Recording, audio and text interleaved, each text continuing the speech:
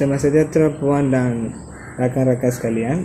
Hari ini saya akan membantah cabaran pembinaan etika dan peradaban dalam masyarakat berbilangan kaum.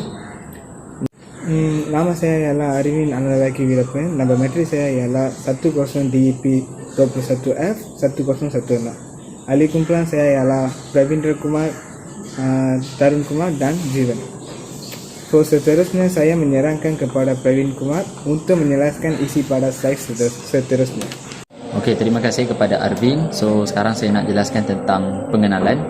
Sifat atau ciri yang unik dan istimewa dari segi adat, bahasa, budaya dan agama yang menjadi teras dan lambang kepribadian seseorang individu dan sesuatu bangsa. Unsur-unsur kehidupan yang mencerminkan lahiriah individu atau masyarakat. Selalu dikaitkan dengan akhlak dan maruah individu, masyarakat dan negara bangsa yang mempunyai sifat-sifat keutuhan yang dibanggakan. Ia merujuk kepada keteguhan hati dan kekuatan jiwa seseorang. Okey, sekarang saya nak huraikan tentang definisi etika dan peradaban berserta contoh-contoh yang sesuai dalam kehidupan masyarakat bertamadun.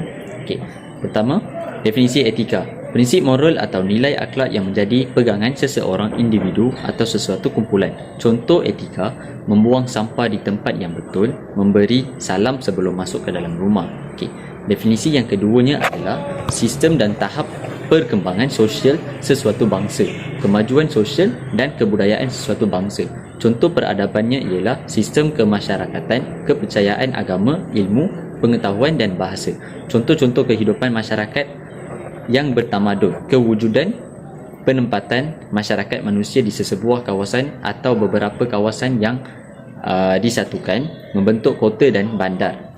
Kelahiran dan peningkatan daya reka cipta dalam penciptaan teknologi dan pembinaan bagi menyempurnakan lagi keselesaan kehidupan. Pengususan pekerjaan melahirkan kestabilan politik dan kemakmuran ekonomi. Contohnya, masyarakat menjalankan kegiatan pertanian, perdagangan dan pertukangan. Sistem kepercayaan agama bermula dengan kepercayaan animisme sehingga berkembang menjadi politisme, menyembah lebih daripada satu Tuhan. Itu saja daripada saya. Sekian, terima kasih. Sejahtera, nama saya Tan Kumar Sanau Selvam. Nombor metrik saya adalah 10DEP21F1040. Terima kasih Pravin. Sekarang saya nak sambungkan terangkan 4 cara untuk membina jati diri yang kuat dan kental dalam kehidupan masyarakat Malaysia berbilang kaum. Dari segi politik, membelah dan memperjuangkan hak kepentingan rakyat demi negara.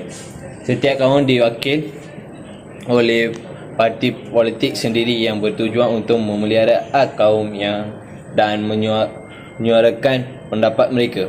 Terdapat pemimpin yang bermain taktik kotor dengan mengasut dan mengapi-apikan antara parti politik dengan menggunakan sentimen perkauman dan demi kepentingan sendiri. Kita harus tidak melakukan perkara yang menyokong perkara tersebut. Seterusnya adalah dari segi ekonomi. Ketika zaman penjajahan British, mereka menjalankan dasar Dewey dan Root. Masyarakat Melayu, masyarakat India dan masyarakat China. Ini menyebabkan ketiga-tiga kaum berpisah untuk hubungan bertambah ringan. Hal ini kerana mewujudkan jurang ekonomi antara masing-masing, perasaan prasangka dan perkauman menjadi kuat. Ini adalah dari segi organisasi. Pihak kerajaan harus memberikan keutamaan kepada rakyat Malaysia berbanding rakyat negara asing. Rakyat Malaysia perlu mengalahkan diri daripada terjebak dalam budaya barat yang tidak senonoh. Contohnya cara pemakaian dan juga dari cara pertuturan. Selain itu, dari segi peradaban dan percakapan, rakyat Malaysia juga perlu menikmati dan mempromosikan industri muzik keluaran negara sendiri berbanding industri muzik negara asing. Sebagai contohnya, remaja kini kebanyakan memberikan sokongan kepada muzik luar negara seperti BTS dari negara Korea. Lepas ini kawan saya telah continue. Thank you very much. Selamat sejahtera. Nama saya adalah Jiwa Ananti Selvanabadi. Nombor metrik saya ada 10DEP21F1058. Sekarang saya akan meneruskan pembacaan saya. Dasar 4 cabaran yang perlu dihadapi dalam usaha menerapkan konsep etika dan peradaban dalam kalangan masyarakat. Dari segi politik, Politik bukan hanya boleh menentukan kerajaan yang kuat, tetapi mampu melemahkan seluruh struktur dan elemen kuasa dan pentadbiran. Itu adalah cabaran-cabaran besar yang mesti ditangani, iaitu pembinaan budaya dan demokrasi matang, kebebasan bersuara dan pembinaan masyarakat sivil mandani, kerajaan yang telus dan menjaga kepentingan nasional. Cabaran seterusnya adalah cabaran dari segi ekonomi.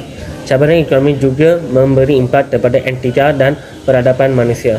Dalam perspektif makro dan pro-labor, pemikiran etika tinggi berlaku apabila seseorang individu itu bebas daripada kepentingan peribadi dan pihak lain. Tindakan dan keputusan etika yang dibuat adalah atas kesedaran diri yang tinggi. Jika dilihat dari perspektif kedua-dua tokoh barat ini, etika dan peradaban bercadar terus dengan ekonomi, iaitu apabila individu telah dapat memenuhi keperluan dan teradanya asas keselamatan esteem diri, maka barulah ia mencapai tahap kesempurnaan diri. Cabaran ketiga iaitu cabaran dari segi sosial. Apabila membicarakan aspek etika dan peradaban dalam konteks pembangunan sosial, aspek agama tidak boleh ditepikan. Dalam perspektif pertabanan tamadun, manusia yang mempunyai kepercayaan beragama mempunyai sumbangan yang besar terhadap tamadun manusia. Ajaran dan nilai-nilai Islam boleh diimplikasikan kepada prinsip umum yang mengamalkan segala kebaikan dan mencegah dari melakukan kejahatan. Cabaran dari segi fisiologi dan pembinaan karakter. Masa depan memang bergantung kepada keutuhan jati diri dan sesebuah bangsa. Menurut Syairuddin 2016, tanpa jati diri yang teguh dan ampuh, sesuatu bangsa itu akan tertinggalan jauh ke belakang. Keutuhan jati diri adalah nilai-nilai dalaman yang kuat dan tokoh seperti rajin, yakin diri, positif, kreatif, inovatif, DJ, bersih, jujur dan berintegriti yang dapat diterjemahkan menerusi nilai-nilai luaran. Sekian, terima kasih. Terima kasih Jivan. Saya akan mengatakan uraikan 4 isu perkauman masa kini yang boleh menggunakan keharmonian kaum-kaum Malaysia. Indikator hubungan sosial dalam masyarakat Malaysia sentiasa menunjukkan dalam keadaan pasangan surut. Lebih-lebih lagi di era teknologi komunikasi dan maklumat, kini saban hari timbul pengalaman isu yang melibatkan unsur-unsur provokasi, prejudis dan persepsi yang didorong oleh pelbagai faktor sama ada dalaman atau luaran justeru. Isu-isu sentiasa yang timbul dalam masyarakat Malaysia menerima kepercayaan dan pengangan agama dan juga etnik perkauman berbanding sebelum isu yang timbul lebih bersifat kemenangan dalam permukaan.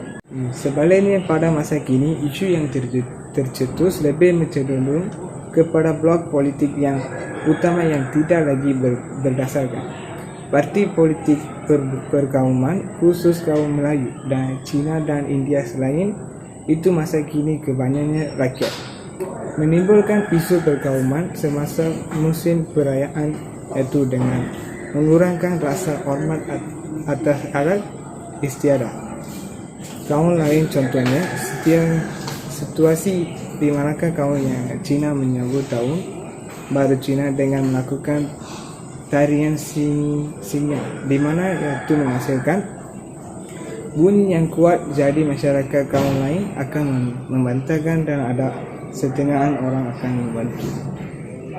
Sekian, terima kasih.